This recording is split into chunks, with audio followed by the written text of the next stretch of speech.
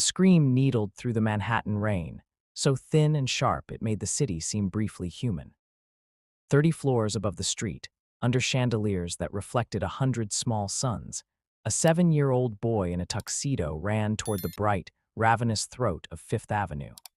And somewhere between the thunder of traffic and the hush of celebratory toasts, a stranger made a decision that would open the seams of a powerful family and turn an empire inside out. Before we begin, if this kind of story speaks to your heart, feel free to share where you're watching from. It's always beautiful to see how far stories like this can travel. Enjoy the story. Chapter 1, Glass Above, Rain Below. The Grant penthouse had a private elevator, a private chef, private art that made the walls feel like quiet museums. The glass ran floor to ceiling, turning Manhattan into a living photograph everyone wanted to be written into. At the center of that photograph was Alexander Grant, the son of a union electrician who had learned early how to be a public quiet. He built hotels with lobbies meant for murmured secrets and rooms that smelled like new hope. The world called him a millionaire, incorrect by several zeros, but wealth is less a number than a way of getting rooms to tilt your way. Tonight, the rooms tilted on command. To my future, Alexander raised his glass and the room leaned toward him like a field of wheat in wind. Mrs. Grant. Victoria Hale. Victoria did not blush, she calculated. A sleek, breathtaking calculation, 9 schools, 3 boards, 1 hedge fund, 5 press features. She smiled with her eyes like glass does when it's just been polished. Forbes had christened her the Ice Queen of corporate turnarounds, and she had accepted the name as if it were a title to trace into legal documents. She pressed her hand to Alexander's back, a perfect public touch. The photographers took and took and took. No one noticed the child slip out of the frame. Lucas's tuxedo jacket swallowed his small shoulders, his bow tie bit at his neck. He had learned the art of disappearing from adults who forgot that children watch with their full faces. When the whisper came, "Your real mother isn't coming back, so be brave, call me Mom," something inside him kinked, a hose twisted until nothing could pass through. He ran without choosing to. The rain outside greeted him like it always greets the defeated, open palms, cold insistence. The doorman called his name, hesitated, something in his training that said, "Not my place," and Lucas slipped past him through a spill of light into the street. On the sidewalk, a young woman in rain-soaked scrubs and a thrift store coat dropped her canvas bag so fast the strap burned her palm. She didn't think. She moved the way training hardens into muscle memory. "Hey," she shouted, already stepping off the curb, her slip-on shoes dark with water. "Hey, honey, wait," a horn split the night. A bus roared gray and enormous, its brakes screaming demonstrative prayers. The child stumbled in the crosswalk. The woman sank to her knees, arms open, jacket off, a small universe of warmth in a city engineered to forget. She caught him, the bus didn't. "You're safe," she said, voice low and steady, hands firm and kind. "You're safe, I've got you." Above, Alexander's flute of celebratory champagne slipped from his hand and shattered against the glass. He didn't hear the sound it made. Chapter 2, The Woman Who Carried a Box of Ashes. It is the quiet after panic that ages a person. Alexander was older when the elevator opened on the lobby and he saw his son, alive and small and soaked, clutching a stranger like a scarf. Lucas lifted his face. Rain and tears could not decide which belonged to each eye. "Daddy," he said, like words could still save.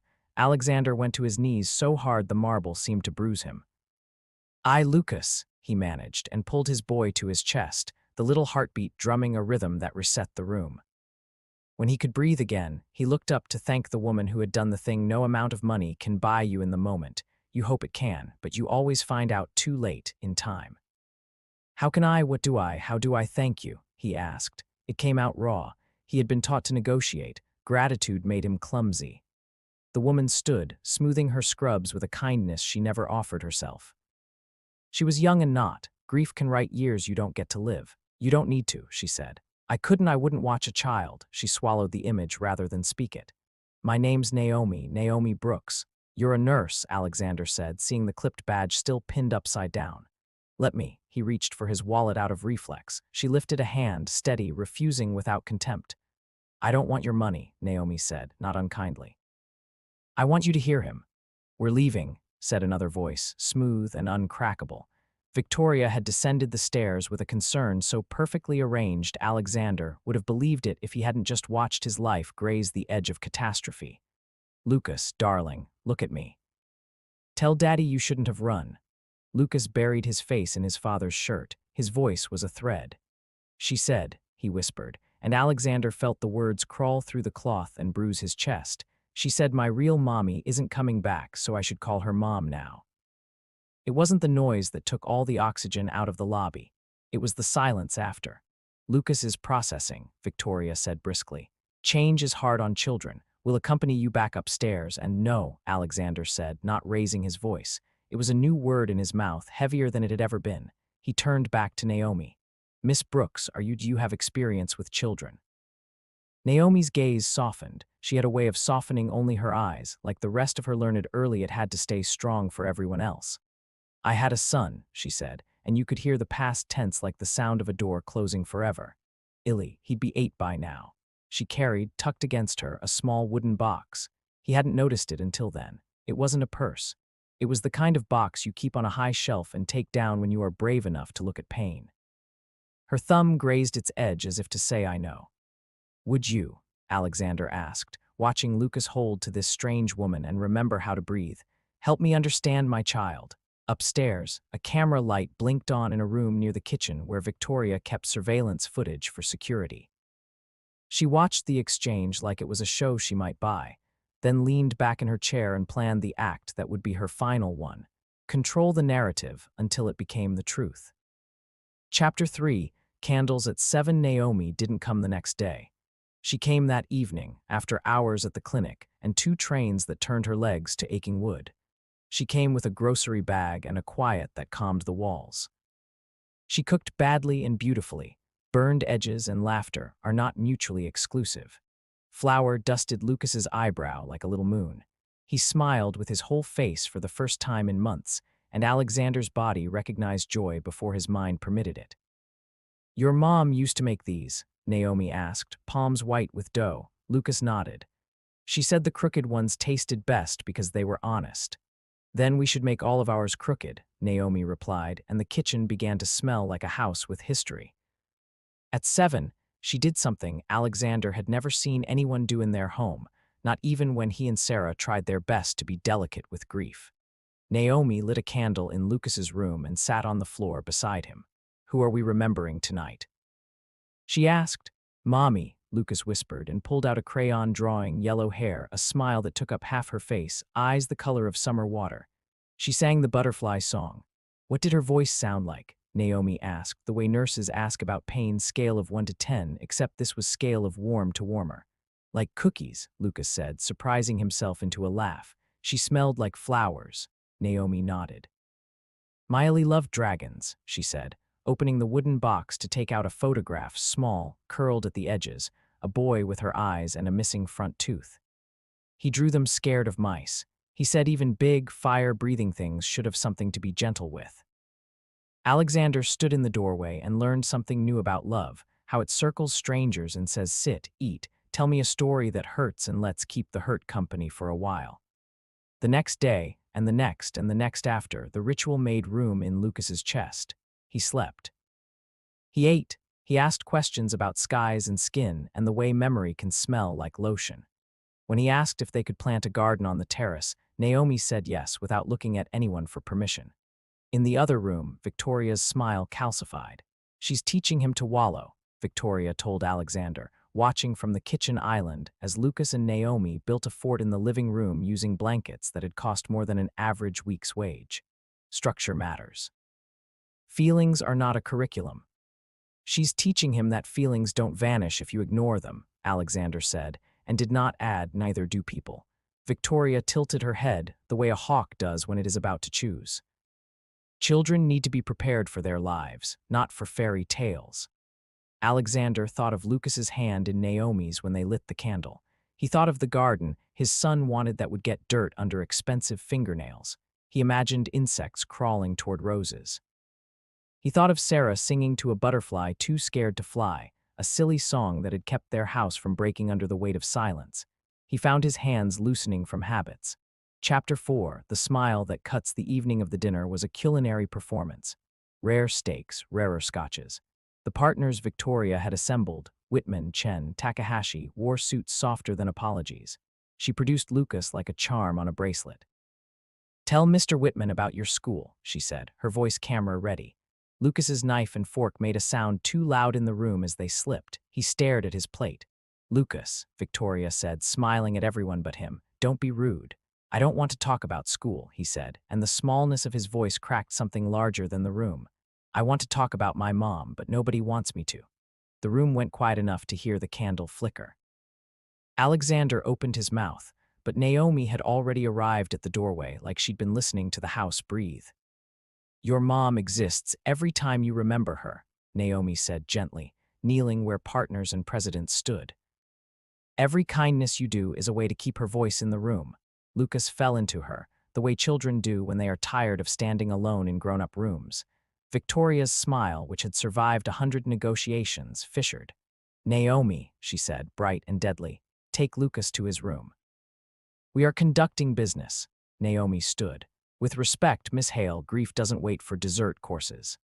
Later, when the guests had gone and the house smelled faintly of expensive meat and something burning you couldn't quite place, Victoria found Naomi in the pantry putting away the fancy china like it mattered. She stood in the doorway the way a portrait hangs, composed and unblinking. "You are temporary help," she said, and her voice did not acknowledge the person she was speaking to. "You don't belong in this family." It was not said in heat. It was said like a legal clause being read into the record. Alexander, coming for a glass of water, stopped in the dark. He had heard the tone before, at board tables, at charity galas, with waiters whose names were printed but unused. He had never heard it in his house. "You're welcome to your opinions about my methods," Naomi replied, not backing up, "but you don't get to define family like a club with a velvet rope." "Don't I?" Victoria smiled, the way blades shine before they make their promise. "Family is legacy, background, correct choices. People like you can visit, you will not be framed on the walls." Alexander stepped into the light. "Leave," he said to Victoria, the word was almost soft. "Now." Her eyes flicked to him, disbelief moving in them like oil. "We have guests in the morning," she said, as if he had forgotten his itinerary. "We have the Vermont deal, leave." He had learned to make billion-dollar decisions with less certainty. He took the ring from her finger because he understood suddenly it was not a circle, it was a lock.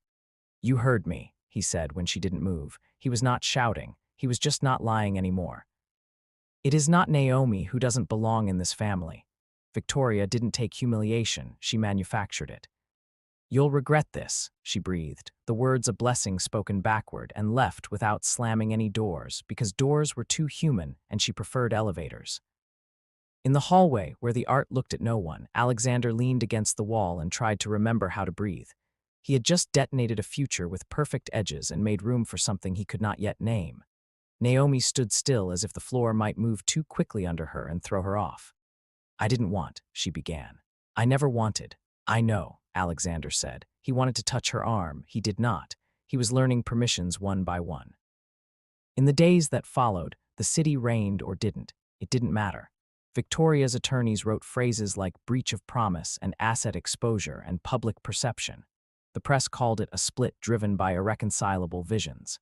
The word vision carries a certain charity. Neither paper nor screen printed what she had said in the pantry. Chapter 5, The Bones of a Fire They Gave Themselves, the Indulgence of Ordinary Days. You can't live forever at the pitch of either crisis or celebration. The body insists on slices of toast and bad cartoons as medicine. But empires, even those built by a man trying to remember how to choose love over leverage, have schedules. The Vermont Lodge loomed, contracts that required signatures, a board that required discipline, storms that required forecasting. "I'm coming back from Boston today anyway." Naomi told him the morning snow was promised to swallow the Northern Highway. She had a ritual each month, Roxbury, where she had once lived a history that rewrote her, then a stop at a community center with paint peeling in patterns she knew by heart. "Come tomorrow," Alexander said. "After the meeting." "Lucas," Naomi asked, always starting these days where she should. "Victoria is," he stopped, the word a stone in his mouth even without the ring. "She'll be there. He'll be with me. He'll be all right." The storm arrived early in the night and brought with it a silence that made the electrical hum of the generator sound like a lullaby and a warning. At 2 in the morning, Alexander woke to find the bed steady but the house trembling. The room down the hall was empty. The back door was open a sliver wide enough to let in a blade of winter. On the mudroom floor, small wet prints, a sentence written as far as a 7-year-old could write it. He went into the storm with a coat and a prayer he couldn't remember how to say. The woods were a white mouth swallowing instructions. He called his son's name until the cold took the edges off his voice. When he found the fire, it was a small animal of flame protected by a woman in a thrift store coat. Naomi looked up at him through snow blowing sideways. Lucas was wrapped in a blanket, his lips more colorless than the world they were in. "I thought I could walk home," Lucas said into his father's chest. He had cried and become ice from the tears out. "We called you," Naomi said to Alexander as she rubbed Lucas's feet. "3 times, no answer, so he called me." A flicker of humor moved across her freezing face. "He knows my number by heart." "Drive through this?" Alexander asked, incredulous and grateful in equal measures. "I've done worse for less," she said, which was a sentence that carried years. They got back to the house because Naomi had a nurse's patience and a mother's fury, and a person's map of these woods in her head from some other life when she thought leaving home was a thing you could do permanently.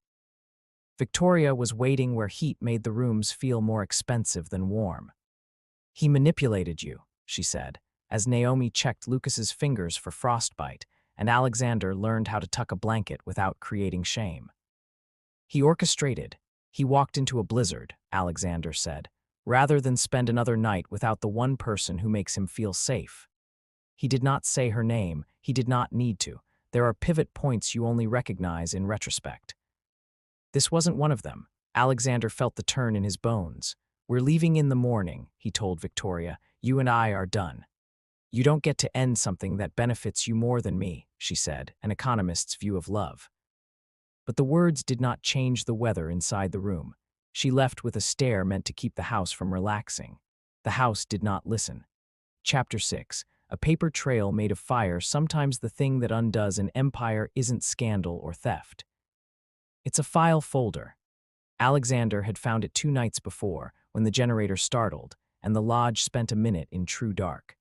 Victoria's bag was open on his desk. He had been searching for the flashlight every city man keeps in a drawer to prove he isn't fully dependent on electricians. The folder was labeled with the blandness power favors, deferred capital projects portfolio A. He didn't read all of it. He read enough. A property in Roxbury, a building name he recognized from the news 2 years ago, Linden Court. A fire, 6 units compromised, 2 lives lost. The column reading fire suppression upgrade deferred to Q4 202X rationale, anticipated sale before compliance window. And under the approvals line, Victoria's initials. 3 strokes, both efficient and instructive. He had closed the folder. He had set the flashlight down. He had walked into a bathroom and vomited into a sink because his brain understood before his mouth did. When Naomi fell asleep on the lodge's couch after they got Lucas's temperature back up, Alexander sat beside a fire and watched the folder like it might learn to confess. He could hear Victoria's voice in his head, laying out the exact science of deferred risk. If the sale closes pre-reg, liability attaches to the buyer. And the buyer would have folded quietly, because that's what portfolios do when everyone pretends buildings don't have bones. Back in New York, he began without theatrics. He asked questions that sounded like compliments. He called attorneys whose business card fonts had weights named after old money.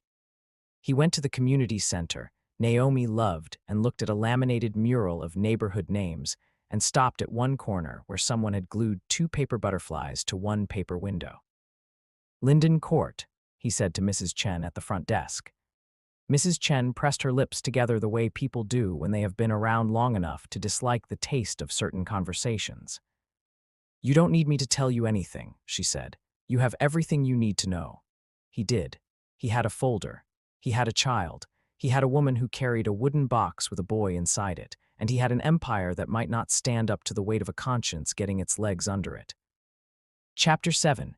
You don't belong, said once too often. Victoria returned for her things 2 afternoons after the storm, while Lucas built a cardboard castle in the living room and Naomi drew a mouse with a cape. The housekeeper had set a tray of tea like treaties sometimes still happen. "I won't make a scene," Victoria announced to the air. You could tell how sure she was that a scene would follow. She walked straight into the kitchen where Naomi was labeling a jar of flour snow, because Lucas laughed when she did that.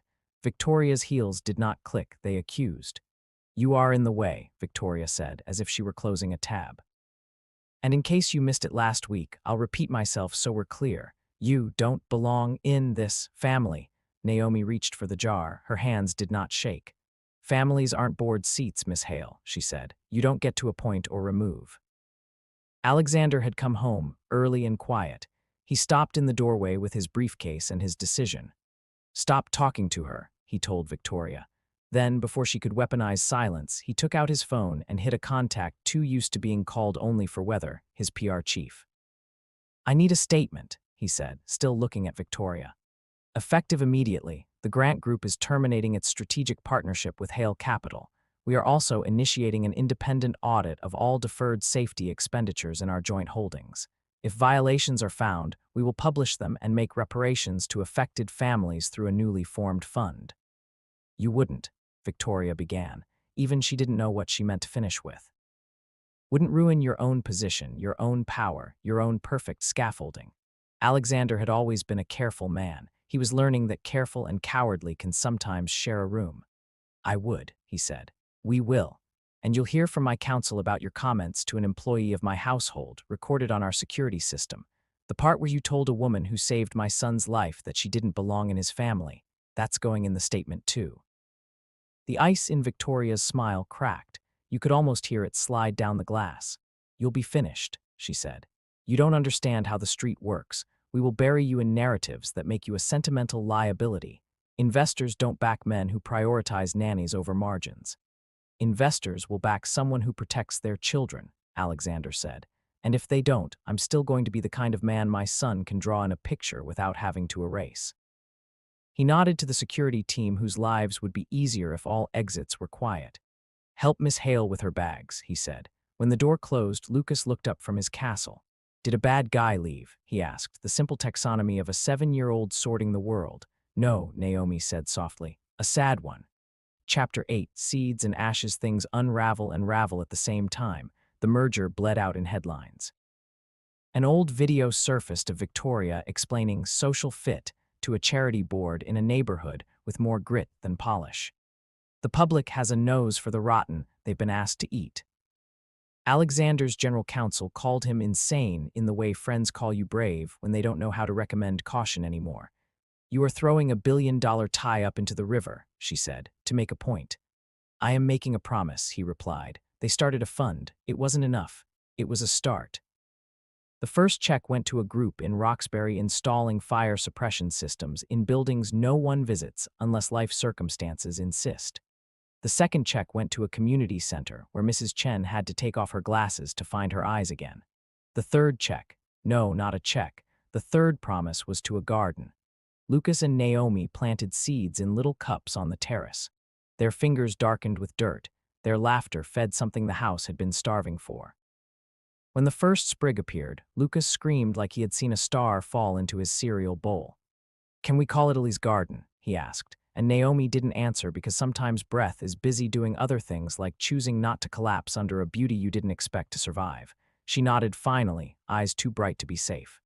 "Yes." At 7 each night the candle lit. Names were said, new and old. Sarah, Illy.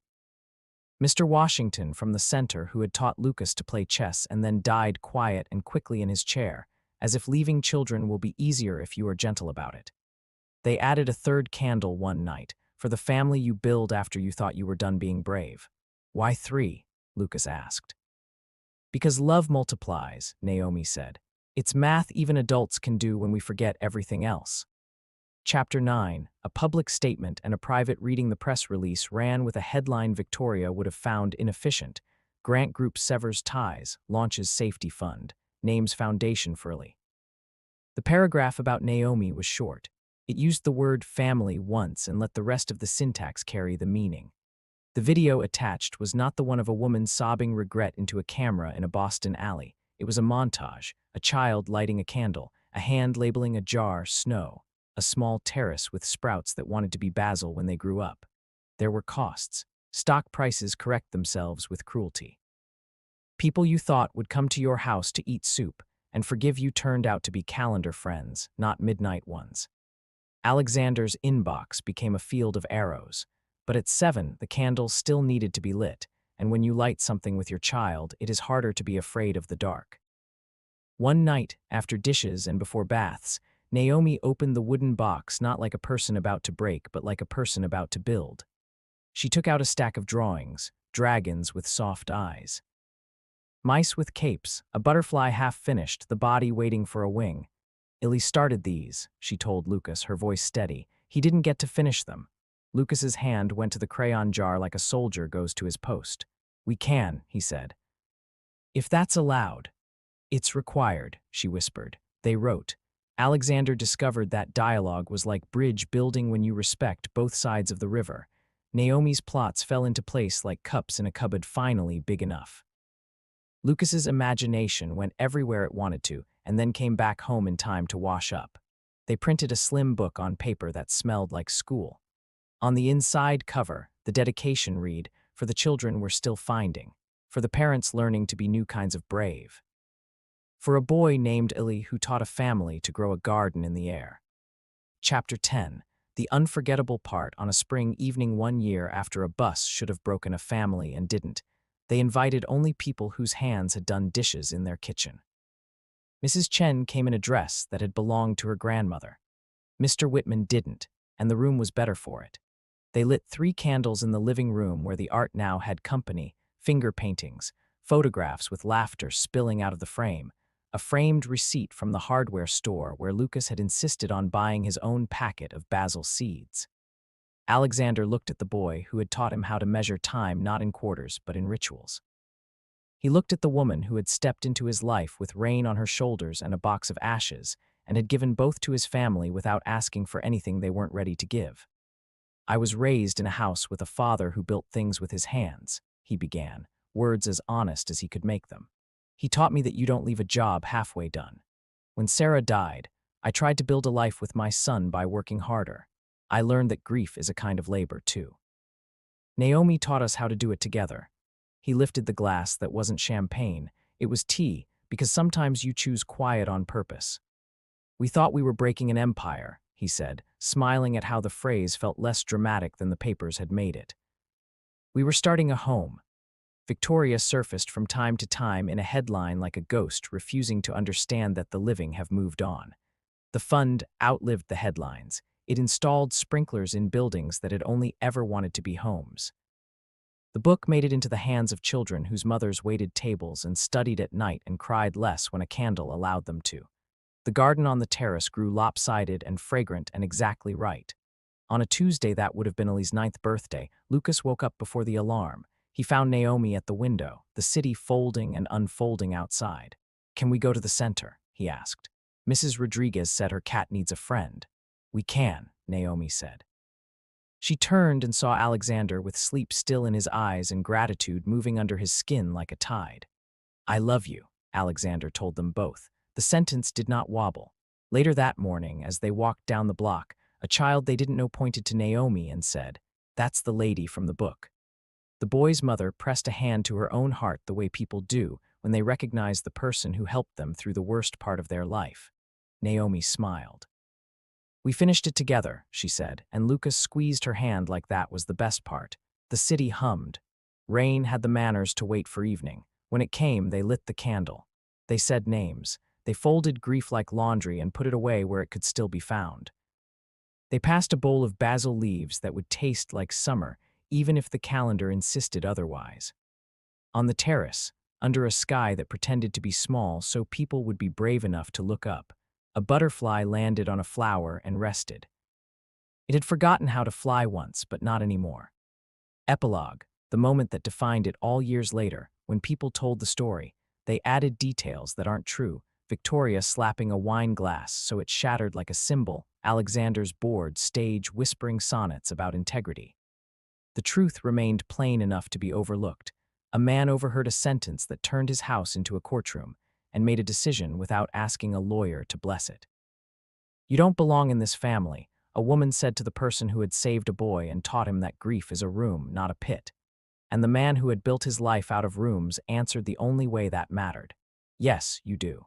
And if you do, then these deals, these dinners, this shimmering version of success that keeps love at arm's length doesn't." He acted instantly. The rest took time. The unforgettable part is not the empire that reconfigured itself to make space for a conscience. It's a 7-year-old boy who found a way to keep a mother's voice in a room where she had not been for too long. It's a nurse who carried a wooden box into a life with her hands open. It's a man who learned that family, like gardens and good stories, is made of mess and patience and decisions you make when you realize you don't actually want a life that fits on a magazine cover. The unforgettable part is this: love didn't ask for permission, and for once, power didn't either.